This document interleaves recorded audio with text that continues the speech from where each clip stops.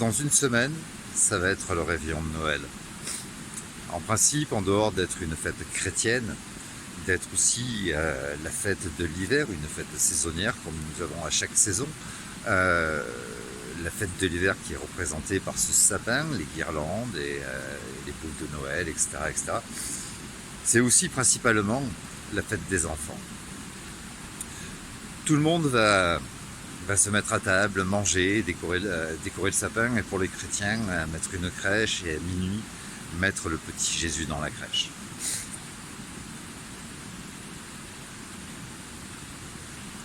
Mais d'un autre côté, beaucoup d'enfants vont rester recroquevillés sur eux-mêmes, vont peut-être même passer la nuit à pleurer. Il y a tous ces enfants malades dans les hôpitaux, il y a des enfants qui sont privés de famille, à cause de cette pseudo-protection de l'enfance, de cette justice immonde. Et puis il y a ceux qui dorment dehors. Et il y a aussi ceux qui se prostituent. Il y a aussi de plus en plus d'enfants de moins de 15 ans qui se suicident. Alors je sais pas, mais ça me rappelle ce que m'ont raconté certains anciens que j'ai rencontrés tant dans ma famille que dans mon milieu professionnel.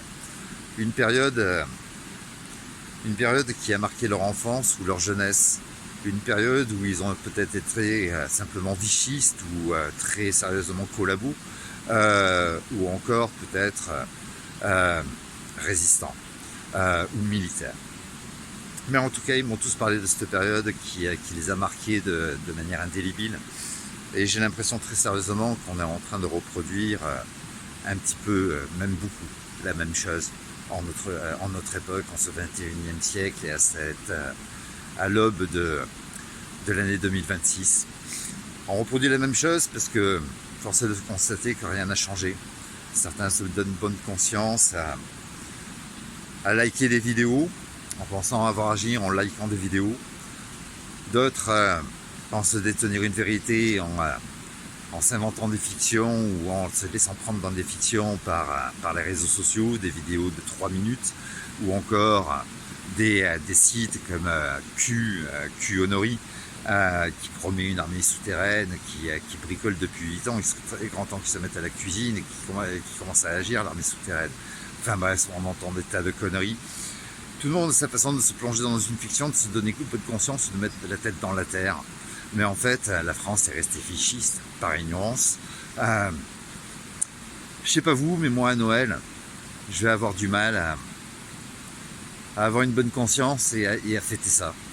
Parce que j'ai conscience que justement, beaucoup d'enfants ne seront pas capables de le faire et en tant qu'adulte, je me sens extrêmement responsable. Je me demande comment on peut se mettre à table et fêter en pensant que où elle est passée notre charité chrétienne de bons Français, en pensant que d'autres vont souffrir, et particulièrement beaucoup d'enfants. Moi, je vais pas pouvoir faire ça, parce que je sais pas être hypocrite, parce que tous les enfants de cette planète sont mes enfants, et particulièrement ceux de la France. Et je peux pas accepter de fêter ça alors que de nombreux enfants sont malheureux. Et puis il y a ceux qui vont se mettre à table avec les principaux acteurs du malheur des enfants. Il y a ces services sociaux, alors à différentes échelles, entre le petit employé et le chef du réseau, le président du conseil départemental. Il y a ceux qui vont se mettre à table en famille avec une juge pour enfants. Ces gens-là savent la souffrance qu'ils infligent aux enfants, et pourtant ça ne les empêchera pas qu'on soit mari, femme, simplement oncle, tante, neveu, nièce, cousin. Comment peut-on se mettre à table avec des gens comme ça et pour une soirée, ne serait-ce qu'une soirée, ou tout le reste de l'année, faire semblant de ne pas savoir? Il y a suffisamment aujourd'hui d'émissions, d'associations, de parents, de médias, d'avocats, et même de personnages politiques qui dénoncent. Il y a même des juges qui dénoncent. Personne n'est censé ignorer ce qui se passe dans notre pays, ce que nos enfants subissent. Et pourtant, nous allons fêter ça, et peut-être même avec les principaux acteurs du malheur des enfants.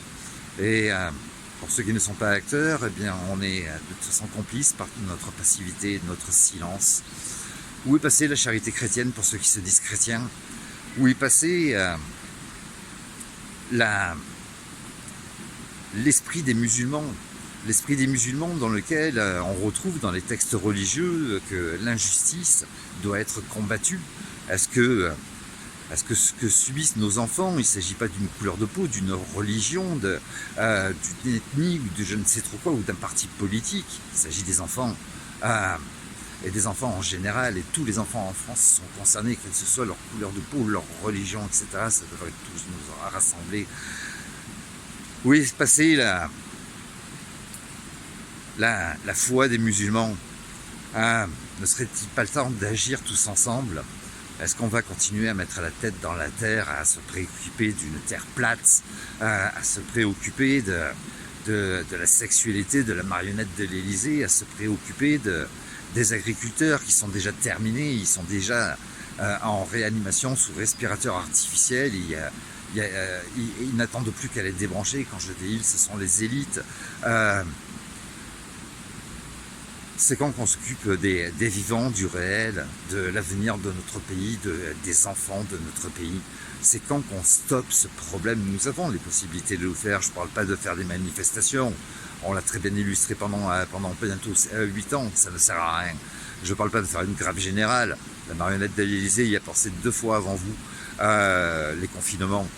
Ils ont même bloqué l'économie du pays. Ils sont en train de mettre à zéro l'économie du pays. Je vous parle des élites. Je vous parle pas de se préoccuper de fantasmes ou de croyances et d'illusions à dire qu'il va y avoir une armée qui va nous sauver, que Trump ou Poutine vont nous sauver, ou qu'il va y avoir un sauveur de l'univers qui va descendre.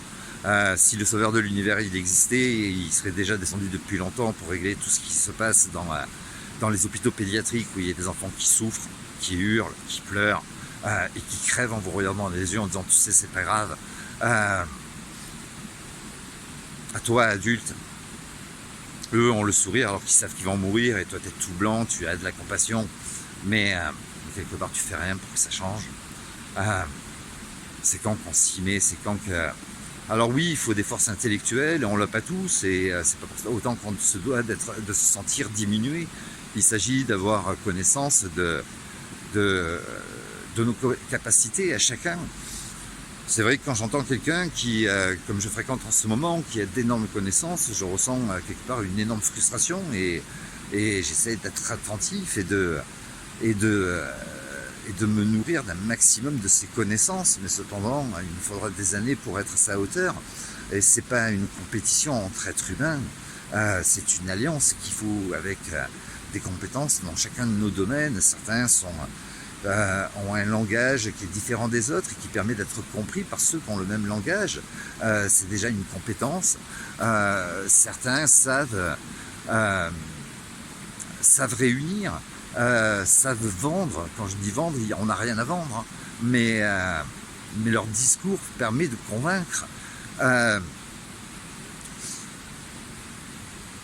D'autres ont les capacités peut-être de gueuler dans un micro, d'autres...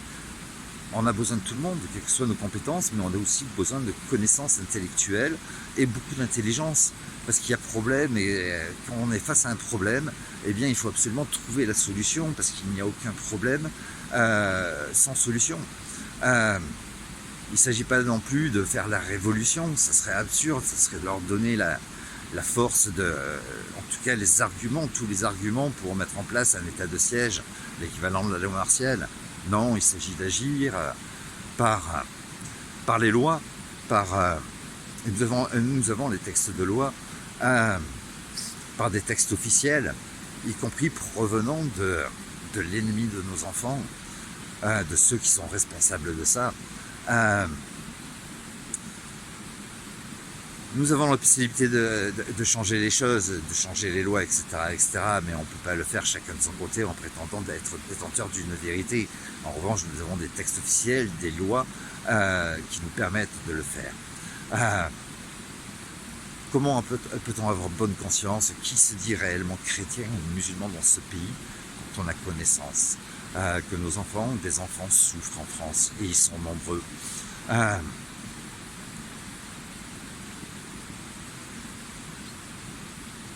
En tout cas, que vous soyez réellement acteur, juge pour enfants,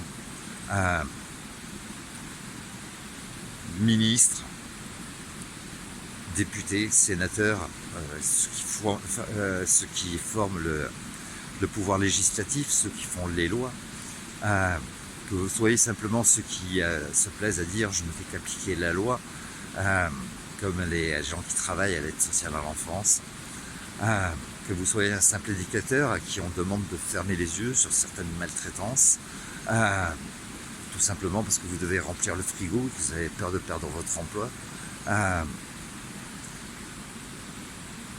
que vous soyez simplement citoyen lambda ou simple parent, on est tous responsables, on est tous collabos, on est tous vichistes. Je vous souhaite bonne conscience pour le réveillon de Noël.